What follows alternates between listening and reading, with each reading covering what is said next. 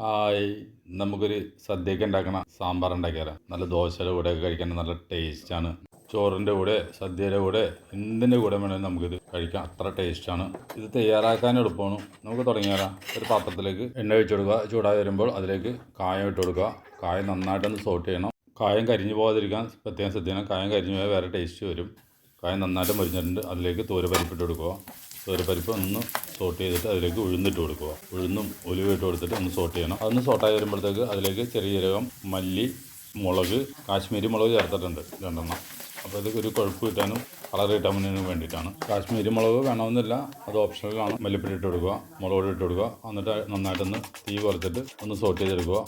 എണ്ണ കൂടുതൽ ഒഴിച്ചേക്കണത്, ഈ എണ്ണ നമുക്ക് വീണ്ടും ആവശ്യമുള്ളത് കൊണ്ടാണ്. എണ്ണ മാറ്റിയിട്ട് നമുക്കിത് അരച്ചെടുക്കാം. ഉരുളിയിലേക്ക് എണ്ണ ഒഴിച്ച് കൊടുക്കുക. എണ്ണ ചൂടായി വരുമ്പോൾ അതിലേക്ക് സവാള ഇട്ട് കൊടുക്കുക. സവാള ഒന്ന് സോട്ടായി വരുമ്പോഴത്തേക്ക് അതിൽ പച്ചമുളക് ഇട്ട് കൊടുക്കുക. വേപ്പില ഇട്ട് കൊടുത്തിട്ട് നേരത്തെ വറുത്ത എണ്ണ ബാലൻസ് എല്ലാം ഇട്ട് കൊടുത്ത് ഇതൊന്ന് നന്നായിട്ട് വഴറ്റാം. അതിലേക്ക് വെണ്ടക്ക ഇട്ട് കൊടുത്തിട്ട് നമുക്ക് നന്നായിട്ടൊന്ന് വഴറ്റണം. വെണ്ടക്ക നന്നായിട്ട് വഴറ്റിട്ടുണ്ട്. അതിലേക്ക് തക്കാളി ഇട്ട് കൊടുക്കാം. തക്കാളി ഇട്ട് നന്നായിട്ടൊന്ന് വഴറ്റണം. തക്കാളി ഒന്ന് സോട്ടായി വരുമ്പോൾ അതിലേക്ക് കുറച്ച് ഉപ്പിട്ട് കൊടുക്കണം. അതിന് ശേഷം അതിലേക്ക് പുളിവെള്ളം ഒഴിച്ച് കൊടുക്കണം. പുളിയും വെള്ളവും ഒഴിച്ച് കൊടുക്കണം.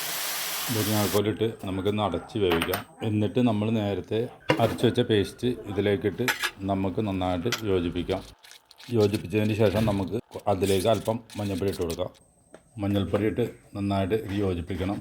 നേരത്തെ ഇട്ട മസാലയും മഞ്ഞൾപ്പൊടിയും എല്ലാം യോജിച്ചതിന് ശേഷം അതിലേക്ക് ശർക്കര ഇട്ട് കൊടുക്കണം.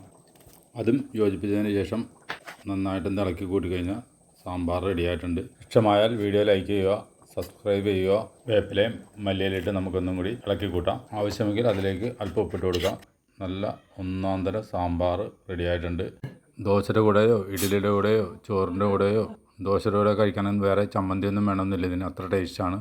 ഒരു വട്ടം ട്രൈ ചെയ്യുക.